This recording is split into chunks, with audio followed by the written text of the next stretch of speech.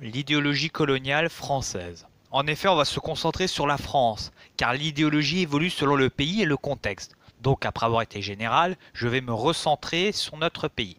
L'idéologie coloniale est un système d'idées, de conception et de représentation qui promouvoit et défend l'idée des colonies. Ça s'est construit progressivement dans des contextes particuliers, liés bien sûr à l'évolution de la France et du monde au XIXe siècle. Car il ne faut pas oublier que l'Europe évolue au XIXe siècle, mais la construction et la façon de gérer un État en Afrique au XIXe siècle évolue aussi. Donc il y a une phase pré-impérialiste sous Napoléon III. Je vais citer Jean Martin qui avait écrit un livre sur l'histoire coloniale en 1987. Ce régime, qui a multiplié par 3 l'étendue du domaine, a sans doute écrit une page décisive de l'histoire coloniale. Il n'y a pas de politique coloniale vraiment. C'est plus s'intéresser au prestige international. Ça reste à Napoléon et il veut mettre en avant la France. Il y a l'idéologie des Saint-Simoniens et plus le canal de Suez qui s'avère être une réussite et donne à la France une influence économique et culturelle en Égypte. Bon, elle va s'affaiblir, merci les Anglais. En Afrique de l'Ouest, il y a des facteurs locaux qui poussent à la colonisation, comme protéger les comptoirs du Sénégal contre le djihad musulman. Mais il y a une grande prudence de Napoléon III par rapport à ses relations avec les Anglais. Il n'a pas envie de se froisser avec les Anglais. Donc c'est pas une politique unie, mais plutôt on profite de l'ambiance favorable. C'est des initiatives ponctuelles, rarement préméditées, qui sont approuvées après coup par la métropole. La défaite de Sedan, l'amertume et l'exutoire colonial. On a peur de l'Allemagne après cette prise de raclée, parce que c'est l'ennemi qui grossit démographiquement et économiquement. L'annexion de l'Alsace-Lorraine est une injustice, bien que cette question s'estompe un peu dans les années 1890. Il ne faut pas oublier la politique bismarckienne. En gros, la stratégie c'est d'isoler la France. La France n'a pas d'alliés, donc aller attaquer les Allemands pour récupérer l'Alsace-Lorraine, on se retrouve comme en 1815, on a toute l'Europe contre nous. Donc, Bismarck lui fait comprendre, t'as le choix, c'est soit l'Alsace-Lorraine, la France, très bien, mais t'auras la guerre avec tous tes copains européens. Ou soit, tu vas en Afrique, là ça va, si tu ne clashes pas avec les Anglais, ça passe. Et donc, on a des Ferry, des Gambetta qui sont assez réceptifs de ce discours. Il y a un jeu de persuasion et de discours colonial, orchestré par des médias, des députés. Et beaucoup de monde commence à pousser avec un discours colonial qui va évoluer vers une idéologie coloniale. On passe du discours, c'est-à-dire des mots, à véritablement une structuration intellectuelle qui donnera une idéologie. 1874, Paul Leroy-Beaulieu publie De la colonisation chez les peuples modernes et devient une personnalité influente. Il y a plusieurs facteurs de progression des idées colonialistes parmi les parlementaires. Premièrement, la constitution d'un réel parti colonial. Deuxièmement, une disposition populaire à la revanche militaire face à l'Allemagne. Et oui, on l'a mauvaise l'Alsace-Lorraine, donc il faut progressivement tourner les gens, l'esprit des gens, en leur disant « Oh, l'Alsace-Lorraine, c'est pas top. Mais si on va faire des colonies, alors on va redorer le blason de la France. N'oublions pas qu'on est en pleine période du nationalisme. Donc, dire aux Français « Ouais, mais si c'est pour être une grosse nation, faut qu'on ait des colonies. » C'est un petit peu... On a un petit peu bourré le mou aux gens, voilà. Le parti colonial ou le façonneur d'idéologie.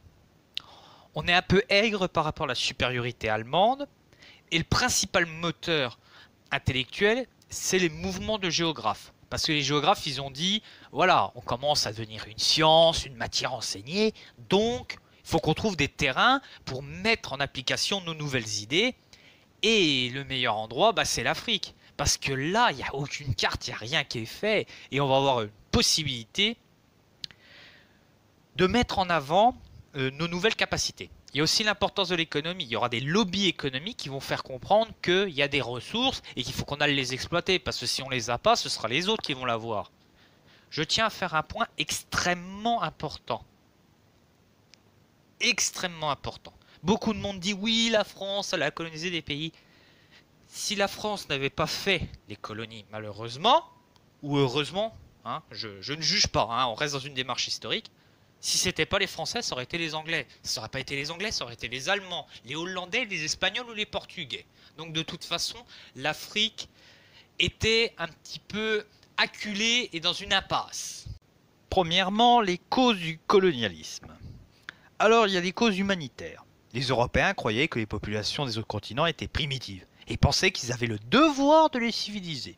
Ce qui est totalement faux, car les populations africaines, par exemple, si je prends un exemple que je connais plutôt bien, se géraient et se gouvernaient depuis plusieurs milliers d'années. Les causes religieuses. Les Européens étaient en grande majorité chrétiennes. Ils voulaient convertir les autres peuples au christianisme.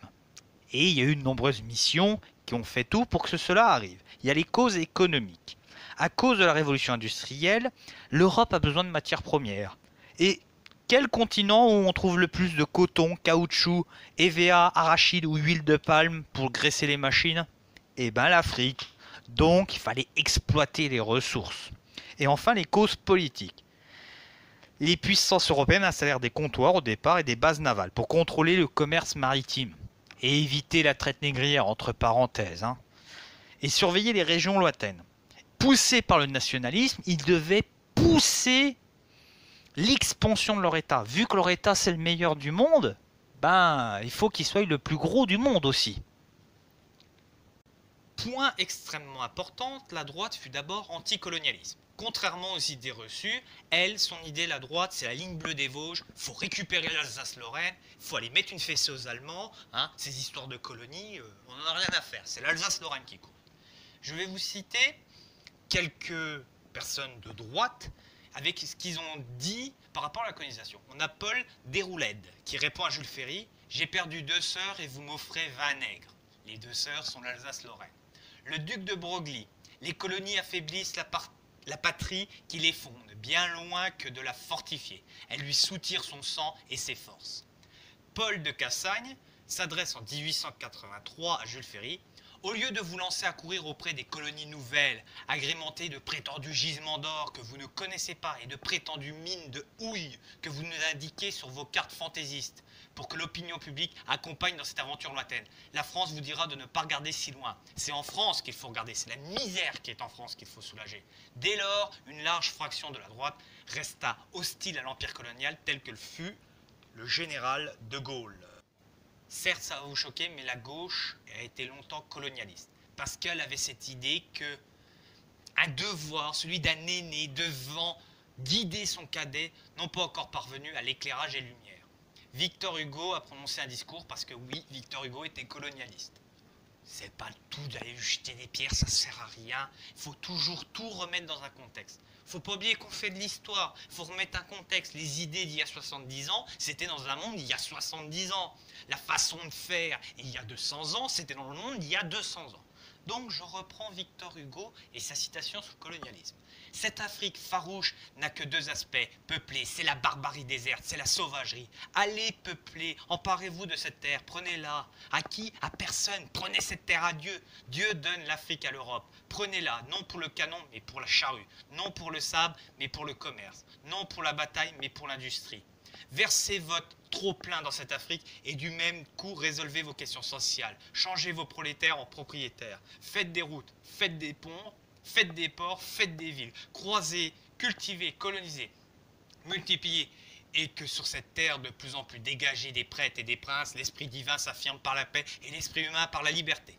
Colonial, on va étudier 2 textes qui, je pense, ont leur valeur concernant cette question. 4e partie, étude de cas, discours de Jules Ferry, extrait du discours qu'il a prononcé le 28 juillet 1885. Donc, on est encore dans une phase assez précoce dans la colonisation de l'Afrique. Parce qu'il ne faut pas oublier qu'en 1885, de nombreux pays africains ont encore l'indépendance, comme le Dahomey ou le Bénin au sud du Nigeria. Alors, je vais surtout vous citer les passages qui relève de l'idéologie coloniale, c'est-à-dire cette idée qu'il faut civiliser et que les grandes nations ont intérêt à civiliser.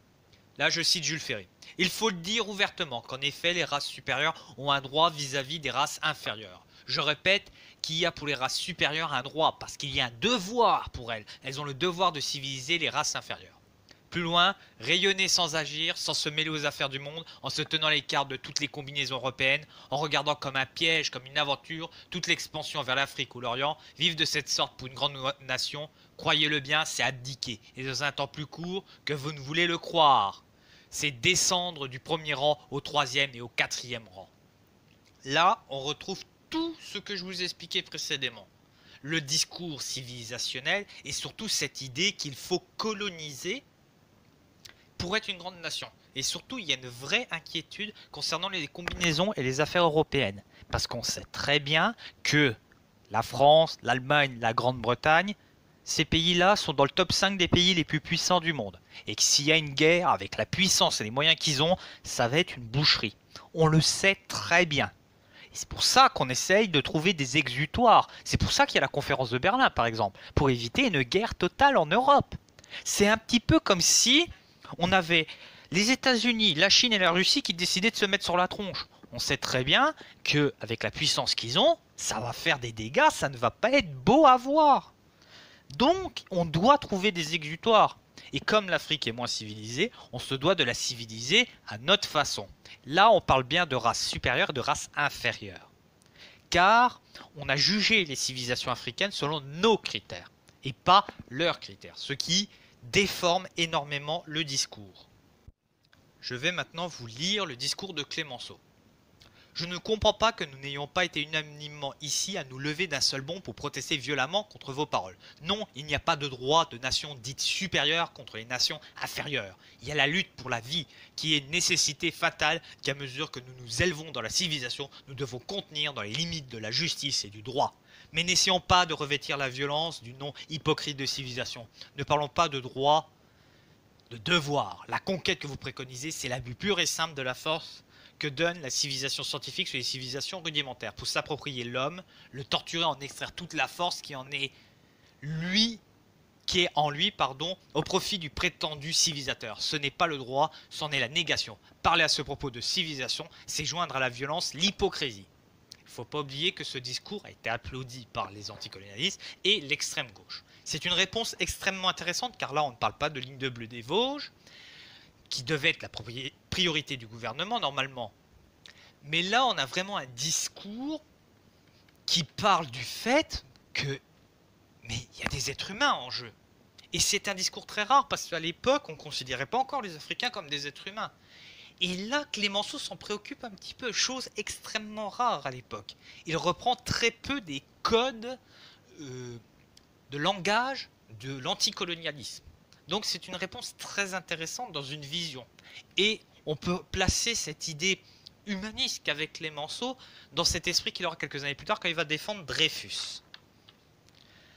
Donc,